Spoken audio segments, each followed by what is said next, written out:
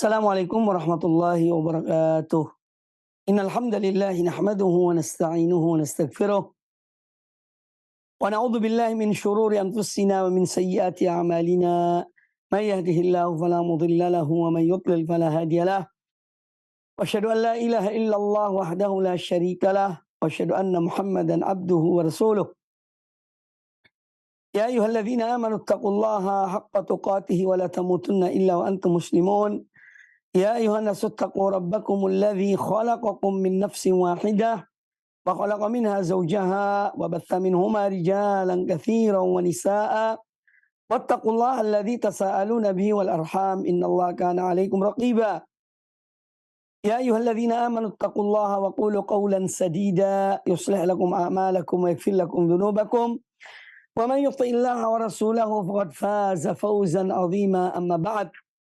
فإن أحسن الحديث كتاب الله وخير الهدى هدى محمد صلى الله عليه وآله وسلم وشر الأمور محدثاتها وكل محدثة بدعة وكل بدعة ضلالة وكل ضلالة في النار. Ma'asyiral muslimin, para pemirsa dan para pendengar radio dan televisi Roja dimanapun Anda berada, semoga senantiasa dirahmati Allah Subhanahu wa Ta'ala.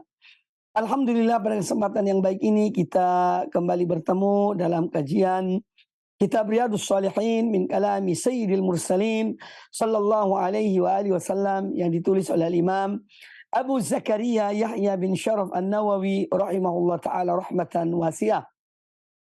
Dan pembahasan kita insyaallah masih pada bab tentang hal-hal yang dibolehkan ya berkaitan dengan ghibah. Dan sudah dijelaskan pada pertemuan yang lalu ya poin-poin yang dinukil atau yang ditulis oleh Imam An-Nawawi rahimahullah taala tentang dibolehkannya ghibah pada poin-poin tersebut. Kemudian insyaallah hadis yang akan kita bahas pada kesempatan yang baik ini adalah lanjutan tadi pembahasan sebelumnya, itu masih pada hadis Aisyah radhiyallahu anha. Qalat, beliau berkata, qala Rasulullah sallallahu alaihi wasallam, Rasulullah sallallahu alaihi wasallam bersabda, ma adhunnu fulanan wa fulanan ya'rifani min dinina syai'an. Aku tidak mengira, kata beliau, bahwa fulan dan fulan, kedua orang ini mengerti tentang agama kami, ya, sedikit pun. Hadis riwayat Imam Al-Bukhari. Kata An-Nawawi, qala Al-Laits bin Sa'ad ahadu ruwati hadzal hadis. Al-Laits bin Sa'ad, salah seorang periwayat hadis ini berkata, hadzani ar-rajulani kana minal munafiqin. Bahwa dua orang yang disebutkan oleh Rasulullah sallallahu alaihi wasallam dalam hadis ini adalah dua orang dari golongan kaum munafiqin. Nah, kita melihat di sini ya bahwa Rasul alaihi salatu wasallam menyebutkan ya, ma adhunnu fulanan wa fulanan ya'rifani min dinina syai'an. Aku tidak mengira bahwa si fulan dan si fulan ini, dua orang ini mengerti sedikit pun dari agama kami. Jadi beliau membicarakan tentang mereka, mengingatkan kepada umat tentang dua orang dari golongan munafikin ini. Ya, ini menunjukkan bahwa ada hal-hal yang memang dibolehkan untuk seorang menyebutkannya. Ya, termasuk orang yang pendusta, bagaimana dalam hadis, dalam periwayat hadis, termasuk di zaman sekarang, kalau ada orang pendusta, berbohong, ya, untuk membela dirinya, ya, ini pun harus dijelaskan, jelaskan kepada umat, terutama kepada mereka yang dirugikan, harus dijelaskan bahwa ini pendusta, bahwa ini berbohong, ya, untuk mengelabui umat, mengelabui manusia. Nah, ini juga harus diingatkan. Ini satu contoh di antara hal-hal yang dibolehkan berkaitan dengan ghibah. Dari hadis ini kita bisa mengambil beberapa pelajaran bahwa Nabi alaihissalatu wassalam ya disebutkan oleh para ulama, beliau tidak setiap atau tidak semua orang munafikin diketahui oleh beliau sallallahu alaihi wasallam, ya, karena beliau menyebutkan dalam hadis ini dengan dhon, ya, dengan dhon. Kata beliau, ma adhunnu fulanan wa fulanan. ya. Saya tidak mengira ya bahwa atau saya menduga bahwa dua orang ini, si fulan dan si fulan yang disebutkan tadi ini, aku kira bahwa mereka tidak betul-betul tidak memahami agama Allah, agama kita. Jadi beliau menegaskan, namun dengan cara yaitu dhon, ya, bahwa dua orang ini menurut beliau menduga dua orang ini tidak paham tentang agama Allah sedikit pun, ya. Nah, ini menjelaskan bahwa An-Nabi alaihissalatu wassalam, ya, tidak semua orang-orang munafikin, ya, yang ada di kota Madinah ketika itu diketahui oleh beliau alaihissalatu wassalam.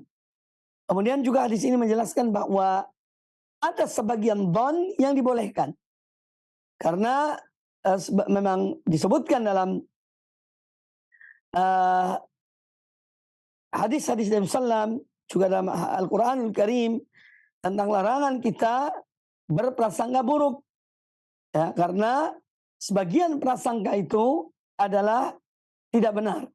Nah, ini menunjukkan bahwa sebagian prasangka itu ada yang benar. Ya. Jadi ini menjelaskan bahwa sebagian dari prasangka itu atau seorang berprasangka kepada seorang, ini hal yang dibolehkan. Ya.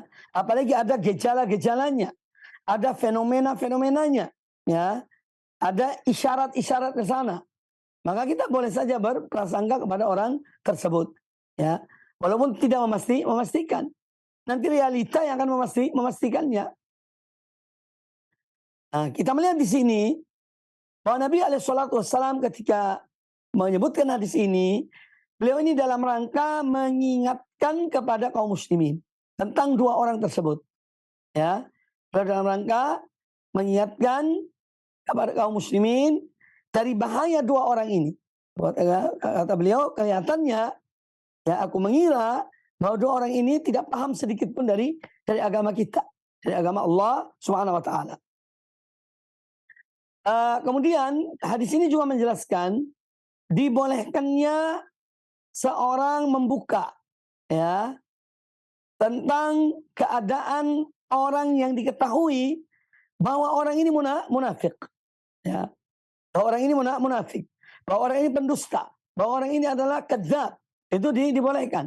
Apalagi jika kita memiliki bukti-bukti, kita memiliki data-data, memiliki bukti-bukti bahwa orang ini pendusta, orang ini munafik, maka dibolehkan kita mengingatkan manusia dari bahaya orang munafik tersebut. Ya, ini hal yang bukan bicara seenaknya, ya, bukan bicara dengan omong kosong, tetapi ada datanya, ada buktinya, maka kita dibolehkan, ya, untuk membuka tentang kemunafikan seseorang atau kedustaan seseorang. Kemudian adapun yang dilarang adalah yaitu adhan as-su, as-sayyi, yaitu berprasangka buruk kepada seorang. Nah, itu tidak dibenarkan. Ya, seorang dia berprasangka buruk kepada seorang tanpa data, tanpa bukti, ya, maka ini tidak dibenarkan oleh agama Allah. Tapi kalau kita punya data, kita punya bukti-bukti bahwa orang ini pendusta, orang ini munafik, ya, maka itu dibolehkan, ya, untuk mengingatkan manusia akan bahaya orang ini. Dan ini penting, ya, dan ini penting. Karena kalau tidak dibongkar, maka akan berbahaya, akan jadi korbanlah kaum muslimin.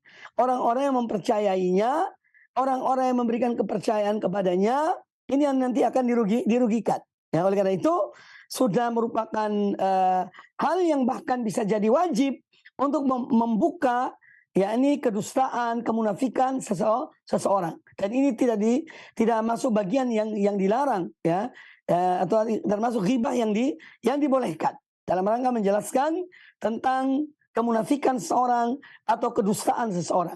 Apalagi sekali lagi saya katakan, kita memiliki misalnya data, mempunyai saksi-saksi, ya, maka kita boleh membongkar tentang kedustaan dan kemunafikan orang tersebut. Jadi yang dilarang adalah prasangka yang buruk. Nah, ini tidak dibolehkan. Karena ini termasuk merusak kehormatan seseorang. Kemudian an Fatimah binti Qais, kata Al-Imam An-Nawawi rahimahullah, dari Fatimah binti Qais radhiyallahu anha qalat, kata Fatimah binti Qais, ataitu Nabiy sallallahu alaihi wasallam faqultu, pernah aku datangi, aku menemui Nabi sallallahu alaihi wasallam. Faqultu, lalu aku berkata kepada beliau, inna Abul Jahmi wa Muawiyata khatabani.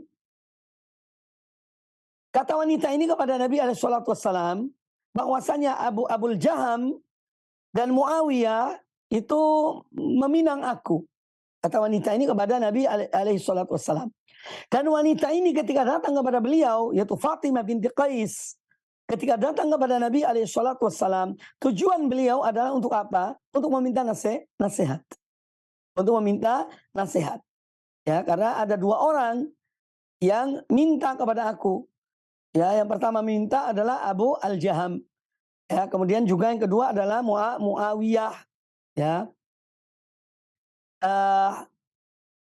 Faqala Rasulullah sallallahu alaihi wasallam, maka Rasulullah sallallahu alaihi wasallam kemudian menasihati Fatimah binti Qais.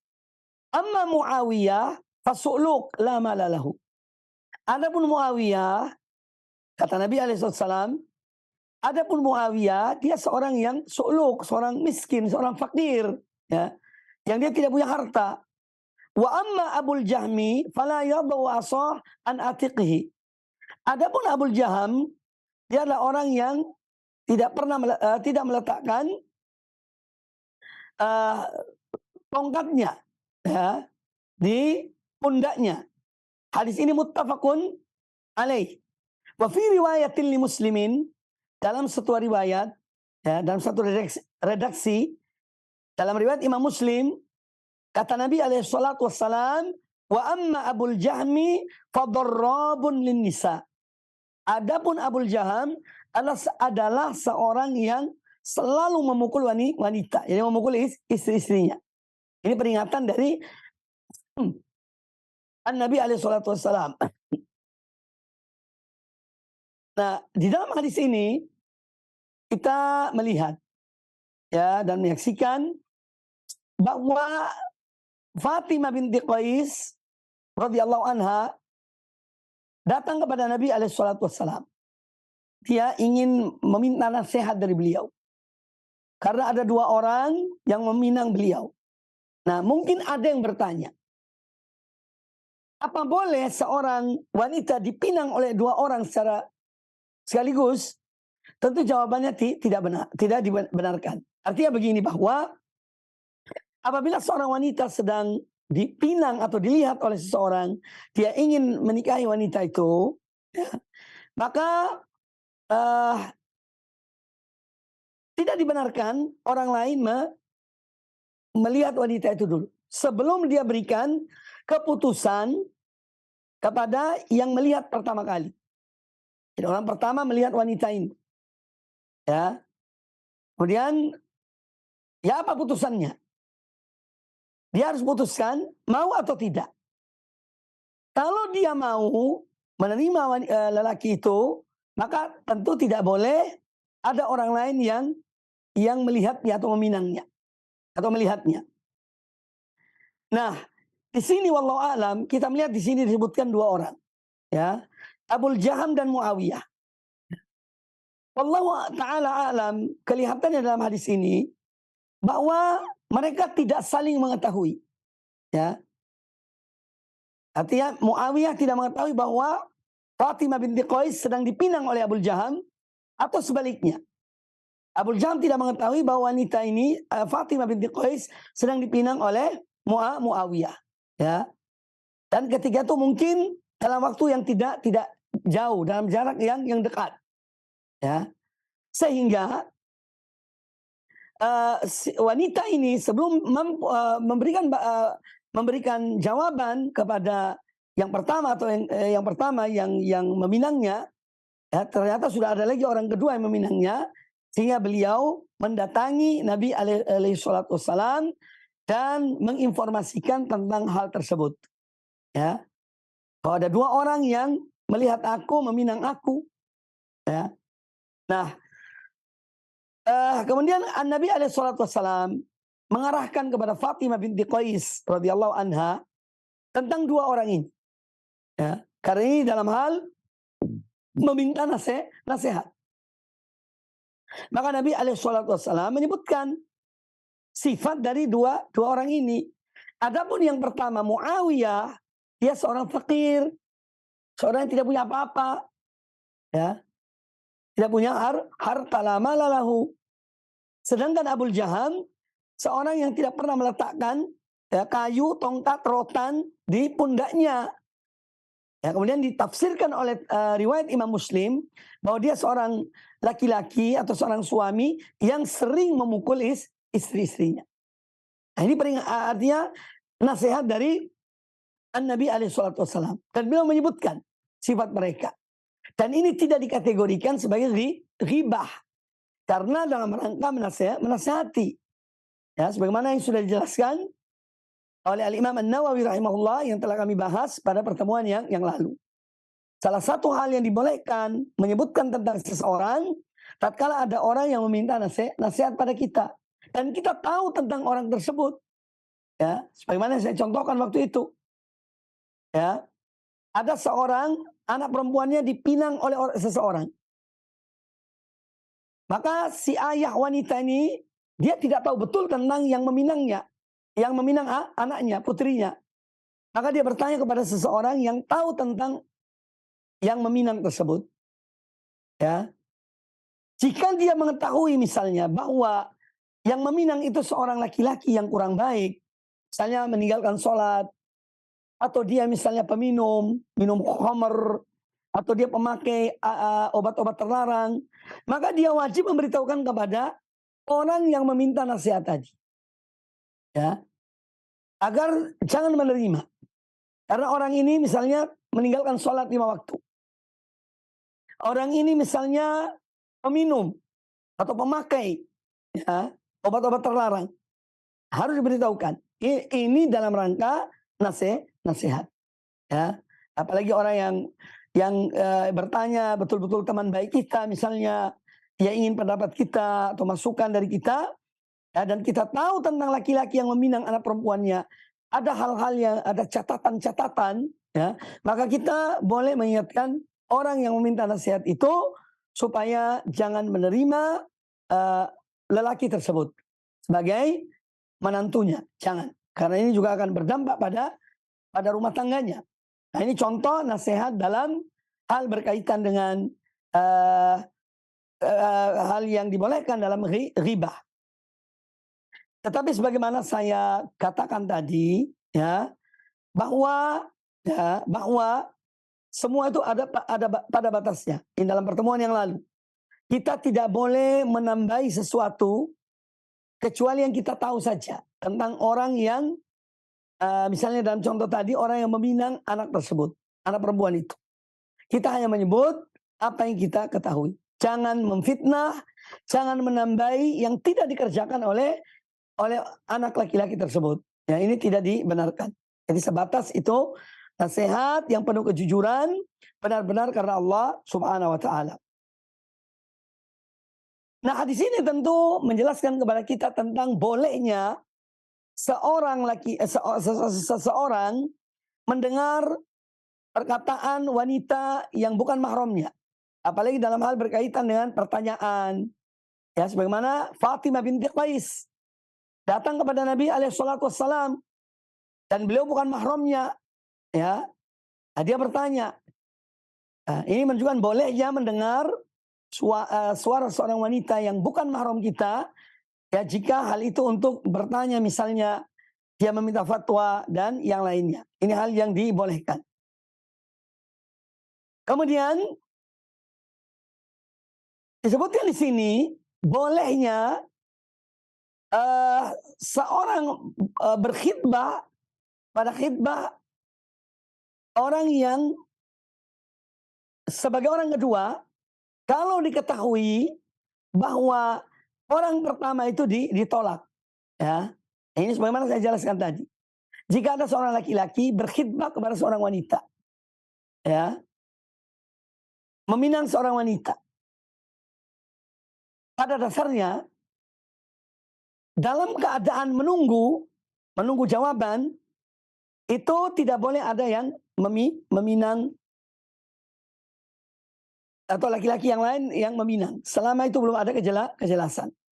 Tetapi kalau sudah ada kejelasan, ya, bahwa si wanita itu menolak pinangan yang pertama, maka boleh orang kedua masuk meminang. Tapi kalau belum tahu, belum ada jawaban, maka tidak dibenarkan. Tidak dibenarkan bagi orang kedua untuk meminang wanita tersebut selama masih dalam proses dengan pinangan yang pertama. Proses misalnya tunggu jawaban. Si wanita ini mau atau tidak. Kalau dia sudah mengatakan dia tidak mau dengan laki-laki yang meminang yang pertama tadi, baru kemudian orang kedua boleh meminangnya. Atau misalnya orang kedua tidak tahu bahwa si wanita ini sedang dipinang oleh orang pertama. Dia tidak tahu, ya, tidak mendapatkan informasi, sehingga dia pun meminang. Nah, jadi pinangan yang kedua itu harus sudah jelas penolakan terhadap pinangan yang pertama. Ya, kalau sudah ditolak, maka boleh yang kedua, orang kedua masuk, ya, meminang wanita itu. Atau mungkin dia tidak tahu. Nah, kalau dia tahu, ya segera dia itu harus mengundurkan diri sampai terjadi proses apa jawaban wanita itu kepada orang yang meminangnya. Ya, kalau dia menerima berarti selesai. Ya, orang kedua tadi tidak boleh meminang lagi. Tapi kalau dia menolak, si wanita itu menolak dari pinangan orang pertama, maka boleh orang kedua meminang orang pertama, meminang wanita tersebut. Kemudian dibolehkan juga di sini disebutkan, ya, menyebutkan aib, ya, orang yang tidak ada. Ya, ini disebut riba ini. Tapi dalam hal untuk menasihati, ya, untuk menasihati, ya, maka dia tidak menjadi riba yang haram. Karena orang ini minta nasihat pada kita. Dan kita tahu fulan begini dan begitu. Maka kita boleh memberikan nasihat kepada orang yang meminta nasihat kepada kita. Ya, jadi ini hal yang dibolehkan. Kemudian kita dianjurkan kalau ada orang yang memang tidak mengetahui sesuatu, untuk kita membimbing dan mengarahkan mereka kepada kemaslahatan yang kepada sesuatu kemaslahatan. Ya. Jangan sampai kita biarkan. Ya, jangan sampai kita membiarkan. Maka kita dianjurkan mengarahkan kepada yang terbaik. Kalau ada orang minta nasihat pada kita, minta pandangan, minta arahan, ya, maka kita arahkan kepada yang terbaik. Dan ini termasuk amal kebaikan. Kemudian hadis ini juga menjelaskan kepada kita tentang kita harus menerima nasihat orang yang menasihati kita. Ketika kita meminta nasihat dari orang itu, dan orang itu mengarahkan kita kepada yang terbaik, maka kita harus mendengar, ya, apa yang dinasihatinya, kita mendengarkannya dan kita menerima. Ya, kita menerima nasihat orang tersebut karena kita meminta nasihat darinya. Kemudian dari hadis ini juga kita melihat bahwa dalam hal pernikahan ini, ya, seorang berhak untuk dia menolak pinangan seseorang yang orang itu fakir, ya, orang itu tidak punya harta, ya, jadi dia berhak untuk menolak, ya, dia berhak untuk menolak. Bagaimana alasan yang diberikan oleh Nabi SAW kepada Fatimah binti Qais bahwa Muawiyah seorang yang miskin, seorang fakir, tak punya harta. Kamu mau enggak? Kamu bisa bertahan atau tidak? Ya. Maka di sini para ulama menyimpulkan, ya, bahwa kalau misalnya ada orang yang baik, dia berakhlak, kemudian dia juga punya cukup harta, ini lebih diutamakan, ya, daripada orang yang walaupun baik, ya, tapi misalnya dia fakir, maka dahulukan yang baik dan dia mempunyai harta. Kemudian juga disebutkan di sini oleh para ulama bahwa kita, ya, dianjurkan, apalagi wali dari seorang anak wanita, jangan sampai dia menikahkan anaknya, anak perempuannya, dengan laki-laki yang sering main tangan, yang sering memukul istrinya. Ya, ini jangan. Maka dari itu di sini perlu ketelitian. Kalau ada orang meminta atau meminang anak kita harus cari informasi. Bagaimana tentang sifat orang yang meminang itu. Dari sisi ibadahnya, akidahnya, akhlaknya, perangainya. Ya. Ini dalam rangka untuk kebaikan anak perempuan kita dan rumah tangganya. Ya, maka jangan seorang menikahkan anak perempuannya dengan seorang laki-laki yang banyak menggunakan tangan terhadap istrinya. Ya, ini juga di antara pelajaran yang diambil dari hadis ini.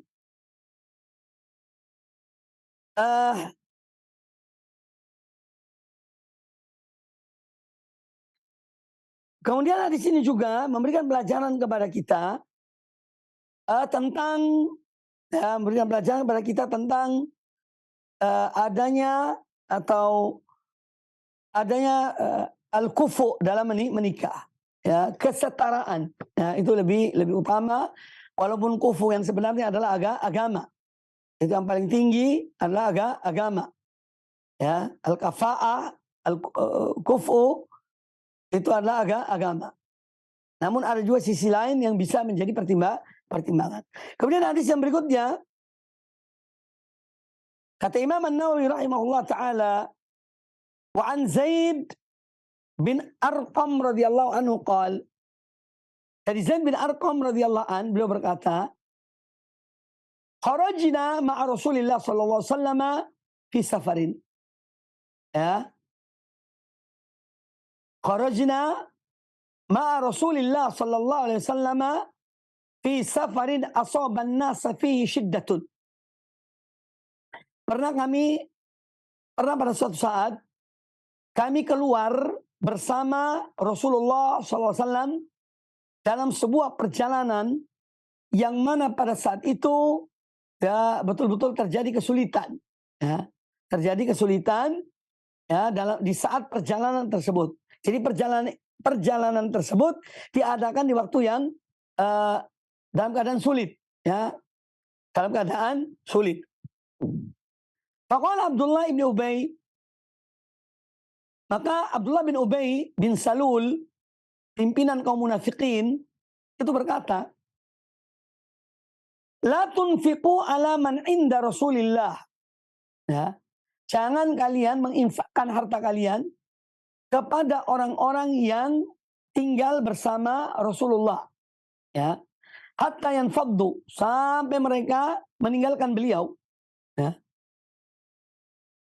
Waqal, lalu Abdullah berkata, la in raja'na ilal madinati, kalau kita ini kembali ke kota Madinah, la yukhrijanna al-a'azzu minha al-adhal, maka orang yang lebih mulia akan mengeluarkan dari kota Madinah ini orang yang lebih hina. Ya. Yang dimaksud yang lebih mulia itu dirinya, ya, Abdullah bin Ubay bin Salul. Ya, seorang munafikin, pimpinan munafikin, dan yang dimaksud dengan al-adhal yaitu Rasulullah sallallahu alaihi wasallam. Kata Zaid bin Arqam, karena beliau yang mendengar ucapan Abdullah bin Ubay bin Salul tersebut. Fa'ataitu Rasulullah sallallahu alaihi wasallam. Setelah mendengar ucapan Abdullah bin Ubay bin Salul, maka aku menemui Rasulullah sallallahu alaihi wasallam. Fa akhbartuhu bidzalika. Maka aku memberitahukan apa yang beliau dengar dari Abdullah bin Ubay bin Salul, itu sampaikan kepada Rasulullah sallallahu alaihi wasallam. Fa arsala ila Abdullah bin Ubay. Ya. Fa arsala, yani An-Nabi alaihissalam mengutus, ya, kepada Abdullah bin Ubay bin Salul. Fajtahada yaminahu ma fa'al. Lalu Abdullah bin Ubay bin Salul ini bersumpah dengan sungguh-sungguh bahwa dia tidak melakukan hal itu. Dia tidak mengucapkan kalimat tersebut. Ya. Faqalu kadzdzaba Zaid Rasulullah SAW. Ya. Orang-orang kemudian mengatakan bahwa Zaid bin Arqam telah berbuat kedustaan, kebohongan kepada Nabi alaihi salatu wassalam. Fawaqa fi nafsi mimma qaluhu syiddatun. Maka kata Zaid bin Arqam, yakni terdapat pada diriku kesempitan. Karena orang-orang banyak yang yakni mengatakan aku ini berbohong kepada Rasulullah SAW tentang ucapan dari Abdullah bin Ubay bin Salul. Ya, fawaqa fi nafsi mimma qaluhu syiddatun. Maka aku sangat berat dalam diriku dari ucapan-ucapan mereka itu. Bahwa aku ya Zaid bin Arqam berdusta terhadap Rasulullah SAW. Hatta anzalallah ta'ala tasdiqi. Sampai turun firman Allah subhanahu wa ta'ala yang membenarkan apa yang aku ucapkan. Ya, idza ja'akal munafiqun. Ya, ini sebutkan dalam Al-Qur'anul Karim, ya. Kemudian thumma da'ahum an-nabiy sallallahu alaihi wasallam. Kemudian para sahabat tadi dipanggil oleh Nabi sallallahu alaihi wasallam, ya, liyastaghfir lahum. Ya, agar beliau Nabi sallallahu memohon pada Allah Ta'ala ampunan untuk mereka. Falau wa ru'usahum. Ya, maka mereka pun kemudian tunduk, ya, berpaling dari dari Rasulullah SAW. Jadi sebagian dari kaum munafikin. Nah, hadis ini menjelaskan kepada kita bahwa seorang pemimpin seperti Nabi alaihissalam, ya, atau seorang pemimpin itu boleh meninggalkan memberi sanksi kepada suatu seorang tokoh di satu masyarakat, ya, karena melihat mafsadat dan maslahat. Makanya Nabi alaihissalam tidak memberi sanksi kepada Abdullah bin Ubay bin Salul atas perbuatannya, karena beliau mempunyai pengikut, ya, karena beliau mempunyai pengikut, ya, sehingga beliau Nabi SAW menjaga, ya, kondisi tersebut, ya. Bahkan beliau mengetahui tentang kemunafikan Abdullah bin Ubay bin Salul, namun beliau tidak membunuh mereka, orang munafikin, karena khawatir nanti orang-orang mengatakan bahwa Muhammad membunuh teman-temannya sendiri. Nah ini, maka dari itu Rasulullah SAW tidak membunuh orang-orang munafikin yang ada di kota Madinah ketika itu, dalam rangka menjaga kemaslahatan yang lebih besar, ya, kemaslahatan yang lebih besar. Karena nanti orang-orang yang ada atau musuh-musuh Islam, orang-orang yang tidak senang kepada Islam akan mengatakan bahwa Muhammad membunuh temannya sendiri, ya. Karena mereka tidak mau tahu, ya, dan mereka tidak tahu bahwa ini orang munafik sebetulnya. Oleh karena itu Nabi SAW menahan diri dari membunuh orang munafikin, karena ada kemaslahatan di situ, ya. Demikian pula di sini dalam kisah ini bahwa Nabi SAW itu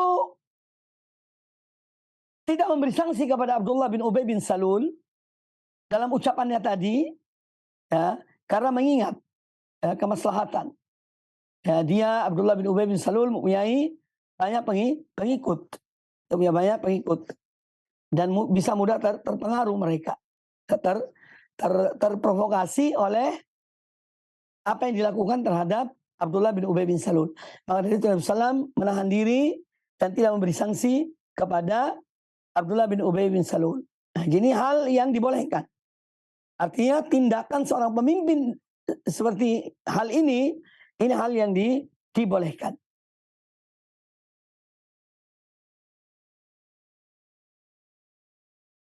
Kemudian juga hadis ini atau kisah ini menjelaskan kepada kita bahwa orang-orang munafikin pada hakikatnya mereka ingin dan berupaya untuk memerangi Islam, ya, dan memerangi kaum muslimin.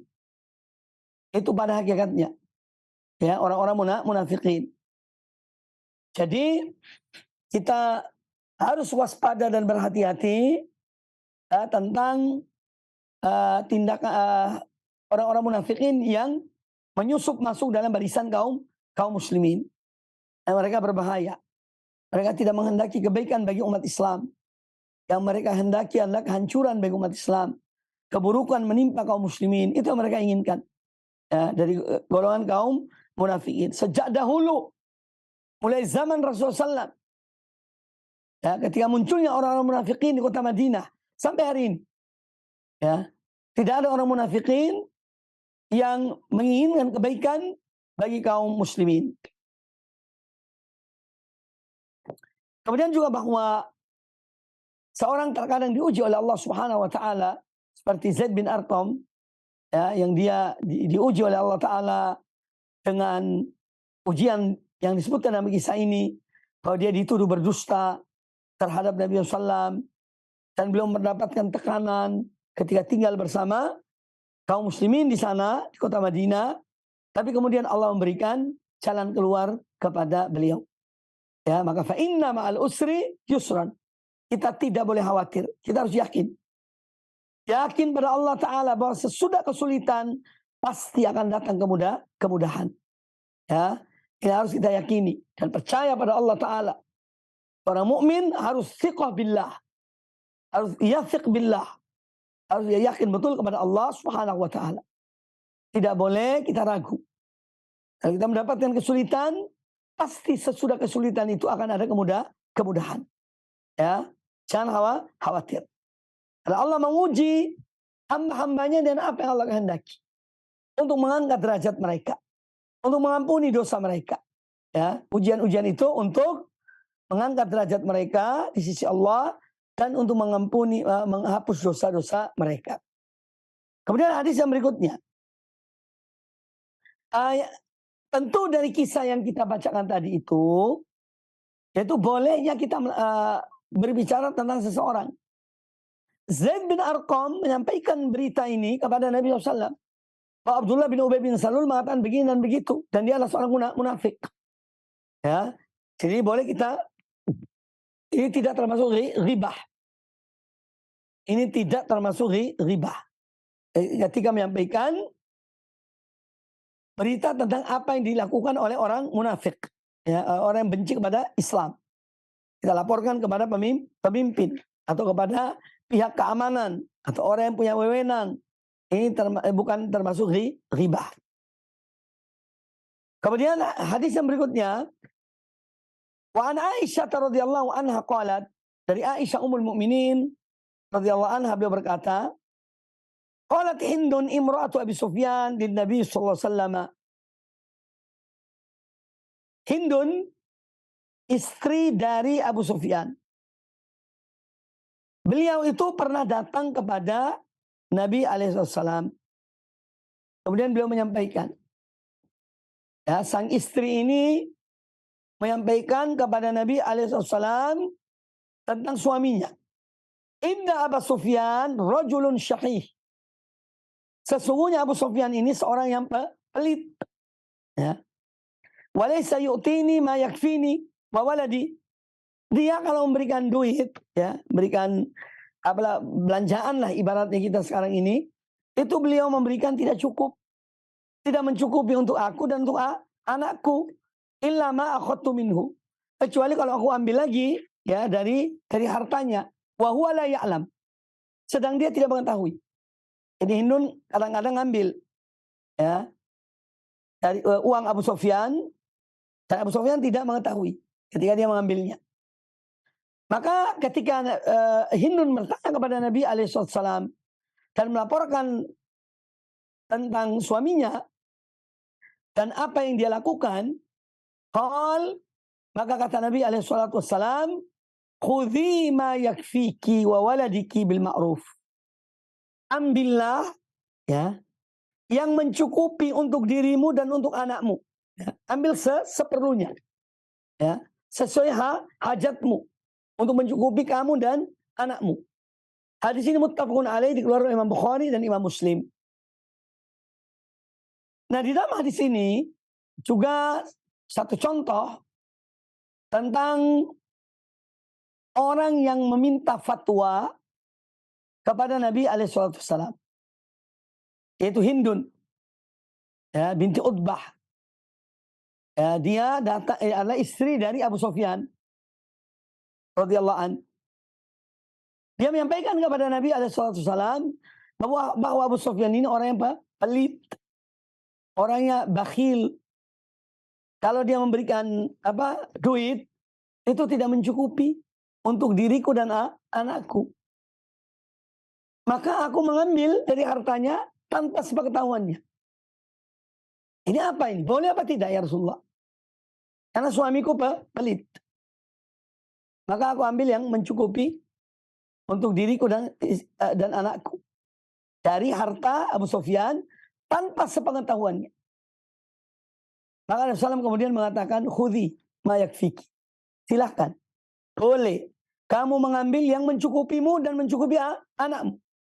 Tetapi ambil dengan ma'ruf. Ambil seperlunya. Jangan berlebihan. Ambil seperlunya dan jangan berlebihan. Itu maksudnya. Hadis ini muttafaqun alaih, diriwayatkan oleh Imam Bukhari dan Imam Muslim. Nah,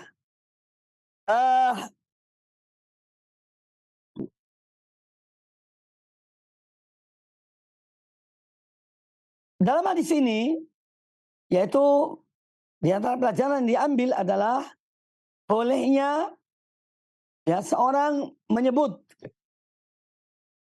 tentang seseorang yang lain dalam rangka meminta fatwa. Ya, dalam rangka meminta fatwa. Atau seorang menyebut tentang kebaikan seseorang. Ya, itu bukan ghibah namanya.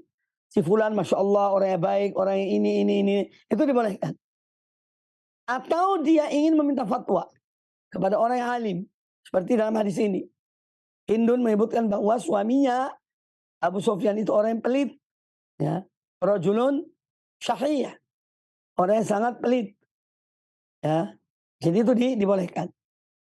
Kemudian hal kedua yang diambil dari hadis ini, bahwa seorang yang didatangi untuk dimintai fatwa, ya, seorang alim misalnya, itu boleh mendengar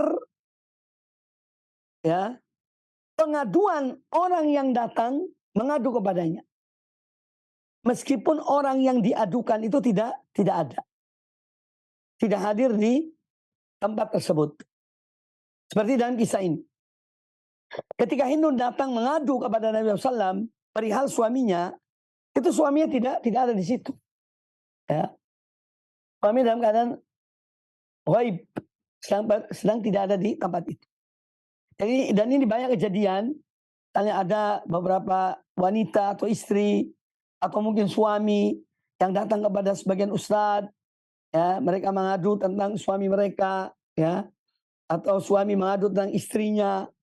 Nah, ini hal yang dibolehkan. Selama itu untuk misalnya meminta fatwa, meminta arahan, meminta nasihat, ya, maka ini boleh, ya, boleh seorang mendengar, ya, boleh ustadz itu mendengar keluhan, pengaduan seorang istri atau seorang wanita, ya, dan dia membicarakan tentang suaminya, dan suaminya tidak ada di situ, karena yang datang hanya istrinya.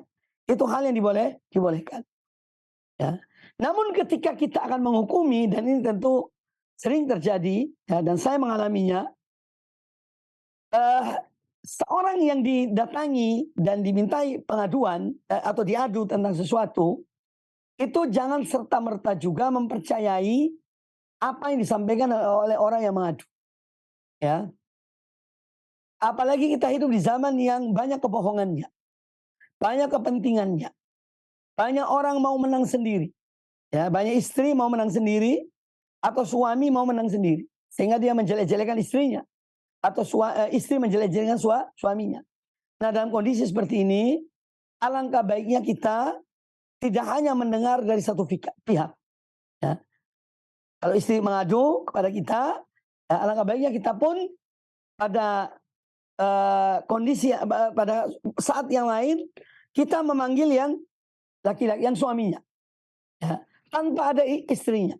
Kemudian kita bertanya, ya, apa benar kamu begini dan begitu? Nah, nanti dia akan menyampaikan. Atau misalnya memanggil dua-duanya, ya, memanggil dua-duanya, kemudian mendengarkan dari keduanya. Ya, jadi tidak hanya kita dengar dari sepihak. Karena banyak kejadian, banyak berbohong, ada yang tidak mau kalah, maunya menang sendiri, ya, sehingga di sini pentingnya kita dudukkan permasalahan dan mendengar dari kedua belah pihak. Baru kemudian kita arahkan mereka.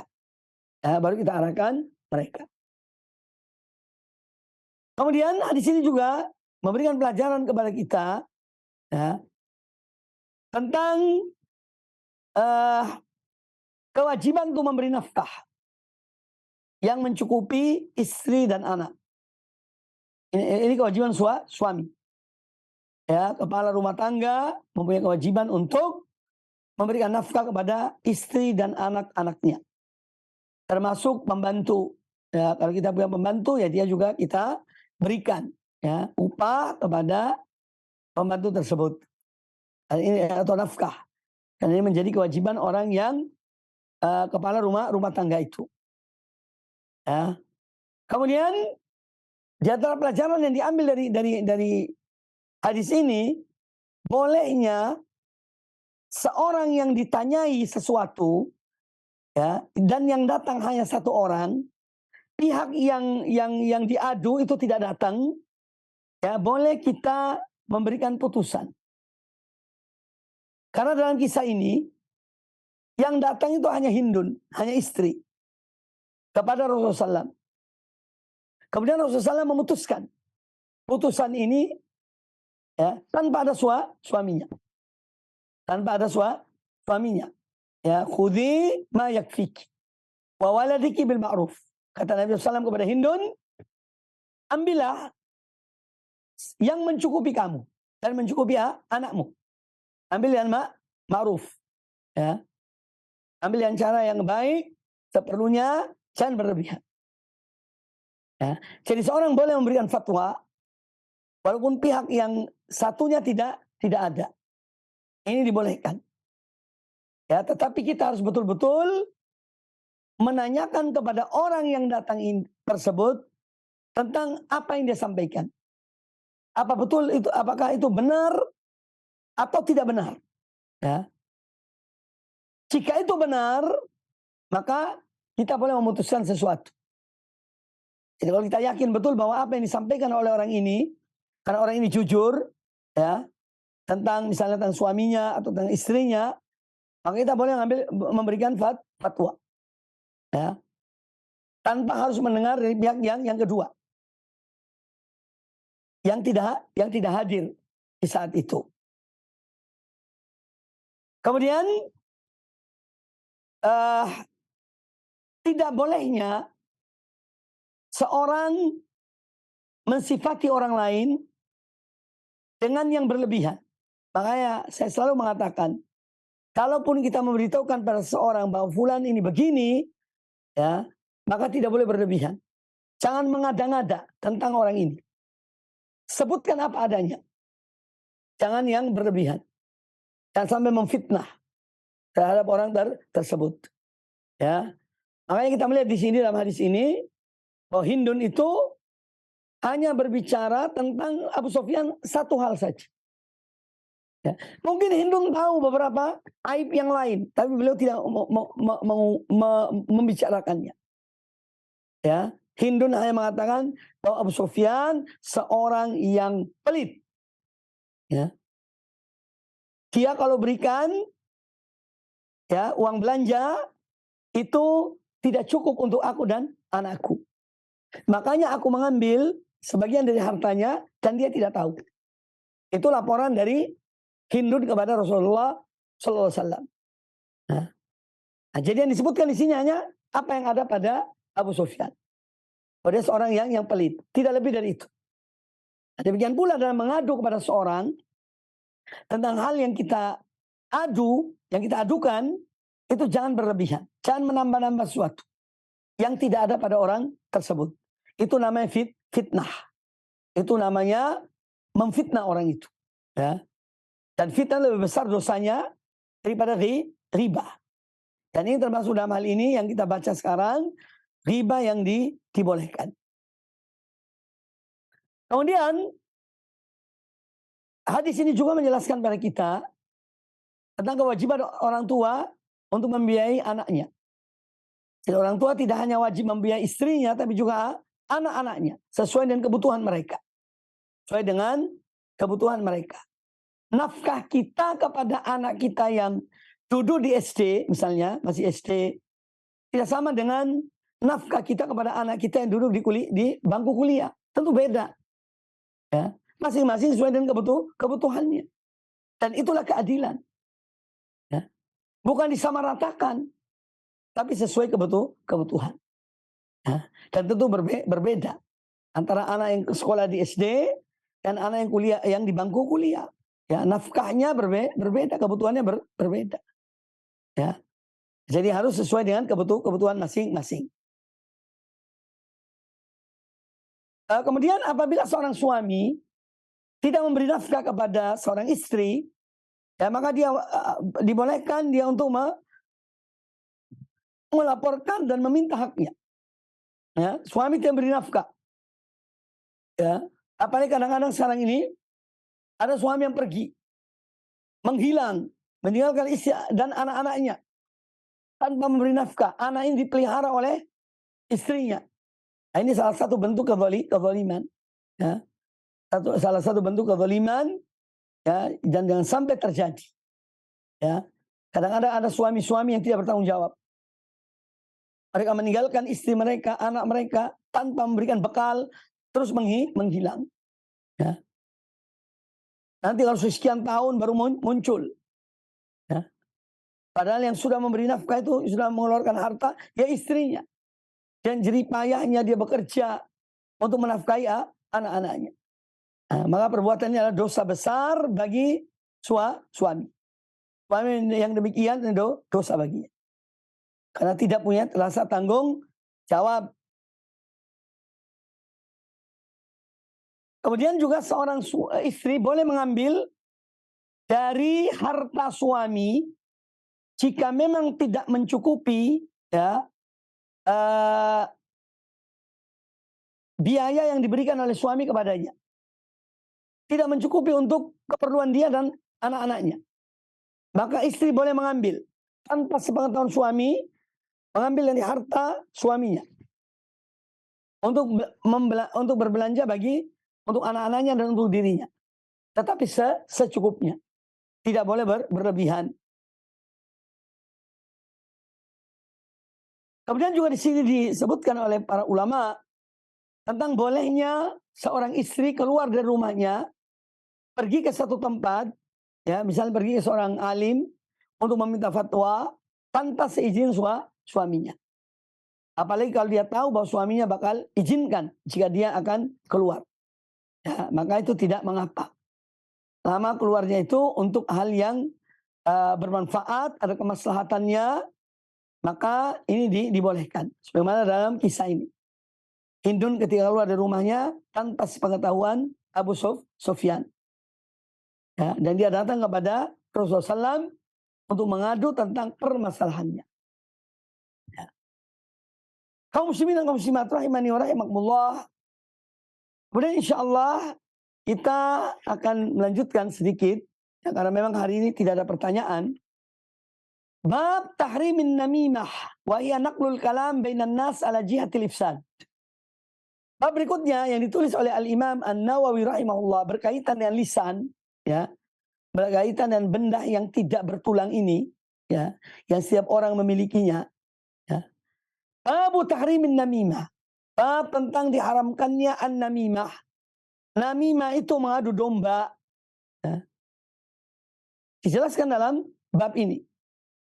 Wahia namimah itu adalah naqlul kalami bainan nas.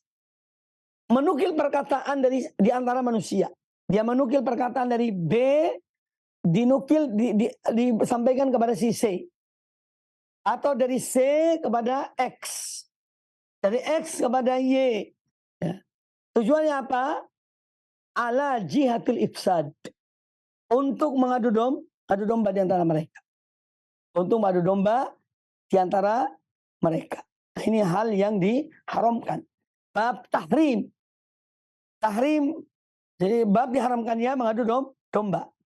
Ya, di antara bentuk dari adu domba adalah ya tadi itu. Menukil pembicaraan, menyampaikan pembicaraan. Dari A kepada B, B ke C, C ke D atau yang lainnya untuk merusak hubungan mereka. Ya, untuk mengadu domba di antara mereka. Ya, ini hal yang diharamkan oleh agama Allah Subhanahu wa taala. Karena setiap orang apa yang dibicarakannya itu akan dicatat oleh para malaikat. Ada yang mengawasi mereka. Allah Ta'ala berfirman, "Ma yalfidhu min qawlin illa ladaihi raqibun atid." Ya, tidaklah seorang melafadzkan suatu perkataan melainkan ya ada malaikat yang mengawasinya. Ya, ada malaikat yang mengawasi apa yang dibicarakan oleh orang yang mengucapkan satu kalimat itu. Ya. Ini artinya supaya kita berhati-hati. Ya. Agar kita berhati-hati. Kemudian disebutkan dalam surat Nun, ya, surat Al-Qalam, hamazin masya'in binamim. Ya.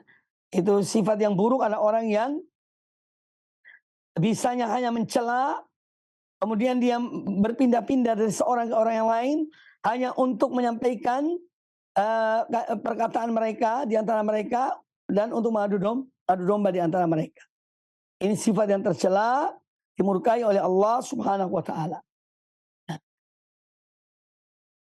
Adapun hadis yang dibawakan oleh Imam An-Nawawi rahimahullah, kata beliau rahimahullah, wa an Hudzaifah radhiyallahu anhu qala, dari Hudzaifah ibn al-Yaman radhiyallahu an, beliau berkata, qala Rasulullah sallallahu alaihi wasallam, Rasulullah sallallahu alaihi wasallam bersabda, la yadkhulul jannata nammamun, tidak akan masuk surga, ya, atau tidak masuk surga seorang yang nammam, ya, seorang yang tukang mengadu domba. Dalam satu riwayat yang lain, ya, redaksi yang lain diriwayatkan oleh Imam Muslim, kata Nabi alaihi salatu wassalam, la yadkhulul jannata qattat. Qattatun artinya nammamun. Ya, tidak akan masuk surga orang yang selalu mengadu domba, menukil pembicaraan, ya, dari satu ke yang lainnya dengan tujuan untuk merusak hubungan mereka. Dan perbuatan ini perbuatan yang tercela. Ya.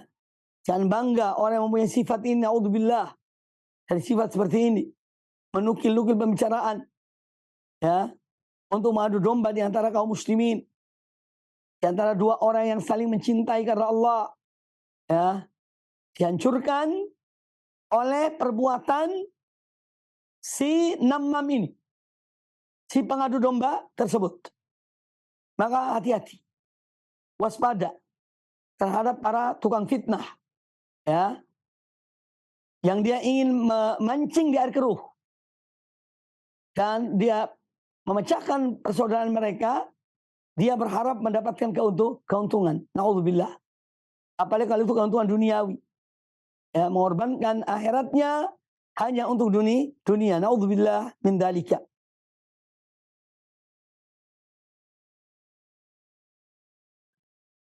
Di sini disebutkan tentang arahan dari hadis ini, tidak masuk surga orang yang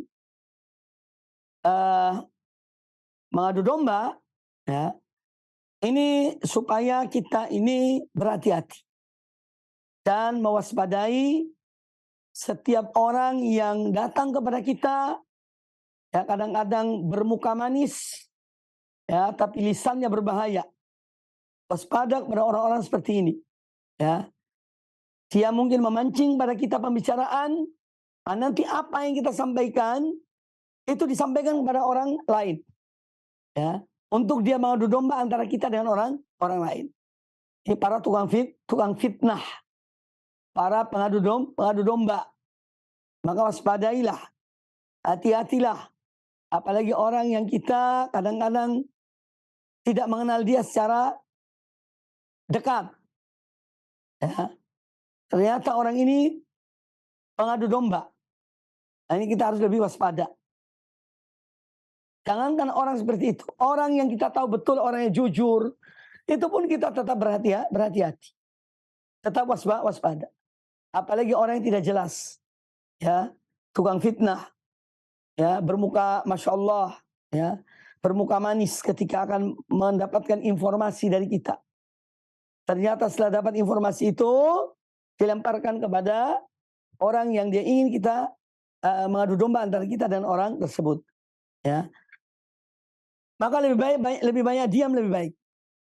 Apabila ada orang datang kepada kita tidak tahu betul orang ini siapa, dia bertanya tentang hal-hal yang mencurigakan kita, ya, maka kita harus waspada. Kita harus banyak diam, ya. Tidak usah melayani orang seperti itu, karena ini berbahaya. Kemudian disebutkan dalam hadis ini tentang orang yang dia menghalalkan namimah. Ini berbahaya. Allah bisa mengharamkan dia surga karena dia menghalalkan apa yang Allah haramkan kepadanya. Adapun kalau dia tidak menghalalkan, dia hanya menukil saja pembicaraan itu, ya, dengan tujuan mengadu domba, tapi dia tetap mengetahui bahwa itu adalah perbuatan dia yang jelek, maka insya Allah orang ini dibawa kehendak Allah. Kalau Allah menghendaki dia dimaafkan, diampuni. Kalau dia dimasukkan surga. Kalau Allah menghendaki dia diazab, dia diazab karena perbuatan namimahnya. Kemudian juga di sini memberikan pelajaran kepada kita untuk kita ini benci kepada para namam, para tukang fitnah, para pembawa berita untuk mengadu domba di antara kaum muslimin.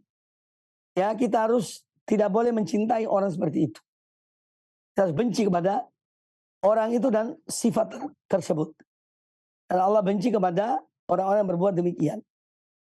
Kemudian hadis yang berikutnya an Ibnu Abbas radhiyallahu anhuma qol, dari Abdullah bin Abbas radhiyallahu anhuma, beliau berkata, anna Rasulullah sallallahu alaihi wasallam marra biqabraini. Pernah suatu ketika Rasulullah SAW melewati dua kubur. Ada dua kuburan. Beliau melewati kuburan tersebut. Faqal, ketika melewati kuburan itu, beliau berkata, beliau bersabda, innahuma yu'adzaban, bahwa dua orang penghuni dua kubur ini, ya, dua-duanya diazab oleh Allah Ta'ala. Wa ma yu'adzabani fi kabirin, dan mereka ini diazab oleh Allah dalam kuburan mereka bukan karena satu hal yang besar, ya. Bala innahu kabir, tapi memang itu besar, ya. Amma ahaduhuma, adapun salah seorang dari dua orang ini yang diazab oleh Allah dalam kuburnya, fakana yamshi bin namimati, dia ketika di dunia, orang ini kerjaannya adalah namimah, menukil pembicaraan dari seorang ke orang yang lain untuk merusak hubungan mereka, untuk mengadu domba di antara mereka. Ini pekerjaannya dia ketika di dunia. Ini yang satunya. Wa ammal akhar, adapun yang satunya lagi, ya, di kuburan yang satunya, fakana la yastatiru min baulihi, dia adalah orang yang kalau buang air kecil dia tidak mencuci dengan bersih, ya. Orang yang ketika kencing tidak istinja, tidak membersihkan, ya, tapi dia biarkan air kencingnya, ya, nempel di kemaluannya atau di pakaiannya, ya. Jadi buang air tidak istinja, buang air kecil. Itu sebab dari dia diazab. Hadis ini muttafaqun alaih, dikeluarkan oleh Imam Bukhari dan Imam Muslim. Yang diambil dari hadis ini yang pertama, bahwa Nabi alaihi salatu wassalam seorang yang tidak mengetahui yang gaib, kecuali apa yang Allah sampaikan kepada beliau, yang Allah informasikan kepada beliau. Contohnya masalah adab kubur ini. Beliau tidak mengetahui dengan sendirinya. Ya. Tapi beliau diinformasikan oleh Allah Ta'ala. Diperdengarkan oleh Allah Ta'ala. Bahwa dua orang ini dia diadab dalam kubur mereka. Ya. Bukan beliau mengetahui semua apa yang dilakukan oleh, yang terjadi pada kuburan-kuburan manusia, tidak. Ya. Tapi informasi dari Allah Ta'ala memberitahukan ya, bahwa dua orang itu diadab. Di kuburan yang beliau melewati kubur tersebut. Ini yang pertama. Supaya kita tidak mengira ya, atau meyakini bahwa Nabi SAW itu mengetahui yang gaib. Beliau tidak mengetahui yang gaib, kecuali apa yang Allah informasikan kepada beliau, ya, sallallahu alaihi wasallam. Kemudian yang kedua, bahwa adab kubur itu memang ada. Ya. Kita yakin dan kita beriman adanya adab kubur. Ya. Di kubur ada, saya pernah jelaskan, ada 3 hal. Fitnatul qabri, yaitu pertanyaan dua malaikat kepada orang yang meninggal setelah dia dikubur. Setelah dia dimakamkan, 2 malaikat datang, Munkar dan Nakir. Bertanya kepada orang itu, man rabbuka, siapa Tuhanmu? Ya, wa ma dinuka, apa agamamu? Wa man nabiyuka, siapa nabimu? Ini namanya fitnatul qabr. Nah, jadi pertanyaan 2 malaikat kepada orang yang meninggal. Ini fitnatul qabr. Kemudian yang kedua, tergantung dari pertanyaan tadi ini. Bagi mereka yang bisa menjawab pertanyaan ini, ya, mereka akan mendapatkan nikmat kubur. Nikmat kubur. Di dalam kubur ada kenikmatan. Allah berikan kepada yang Allah kehendaki. Yang memang mereka tidak diadab. Kemudian yang ketiga, ada adab kubur. Adab kubur bagi yang berhak mendapatkan adab kubur. Bagi yang berhak mendapatkan adab. Jadi kita beriman adanya adab kubur. Kemudian yang ketiga, bahwa adab kubur itu ada sebabnya. Ya. Yaitu perbuatan dosa seorang manusia, seorang hamba. Di antara dosa-dosa yang dengan sebabnya seorang diadab dalam kuburnya adalah an-namimah, mengadu domba di antara manusia. Itu yang pertama. Yang kedua adalah buang air dan tidak membersihkan dengan bersih. Ya, seorang itu kencing, apalagi buang air besar, tapi dia tidak membersihkannya. Ya, ini termasuk salah satu sebab diadab dalam kubur. Ya. Nah, ini pelajaran-pelajaran penting yang diambil dari hadis ini. Nah, ini menunjukkan pula bahwa kita tidak boleh meremehkan masalah namimah, mengadu domba. Ini termasuk perbuatan yang dengannya seorang diadab dalam kuburnya. Makanya kata Nabi SAW dalam hadis ini, bala innahu kabir. Bahwa adab itu betul. Suatu yang ya, besar. Dan perbuatan dosa itu jangan dianggap remeh. Mengadu domba seorang dengan saudaranya. Ini termasuk dosa yang besar. Maka kita sebagai seorang muslim harus tetap waspada. Ya, jangan meremehkan hal-hal yang dianggap kecil. Dan sampai kita meremehkan, menggampangkan ya, dosa-dosa yang kita anggap itu kecil. Ya, na'udzubillah. Bisa jadi seorang diadab karena yang dianggap kecil itu tadi. Padahal di sisi Allah itu besar. Ya, jangan sampai seorang menggampangkan, meremehkan perbuatan dosa. Baik kaum muslimin rahimani wa rahimakumullah. Demikian kajian kita pada kesempatan yang baik ini. Dan insya Allah kita melanjutkan pada pertemuan yang akan datang. Ya, dan insya Allah hari ini sebagaimana diumumkan tadi, tidak ada tanya jawab. Karena beliau ada satu hal yang menghalangi beliau untuk bersama kita. Sehingga tidak ada pertanyaan dan jawaban. Ya, insya Allah kita bisa lanjutkan pada kesempatan yang akan datang. Dengan seizin Allah Subhanahu wa ta'ala. Demikian dapat sampaikan pada kesempatan yang baik ini. Kami aturkan jazakumullah khairan kepada semuanya. Ya, aku qouli hadza, apabila ada kesalahan, kekurangan, saya mohon maaf. Ya, dan kami selalu merujuk kepada yang benar, ya. Kita tidak boleh tetap berdiam pada kesalahan. Kalau kita salah, kita keliru, ayo segera tinggalkan kesalahan itu. Tinggalkan kekeliruan tersebut, menuju kepada yang benar. Demikian, semoga bermanfaat. Aku qouli hadza, subhanakallah wa bihamdika asyhadu an la ilaha illa anta astaghfiruka wa atubu ilaik. Wa sallallahu wasallam wa baraka ala nabiyyina wa ala alihi ajma'in. Assalamualaikum warahmatullahi wabarakatuh.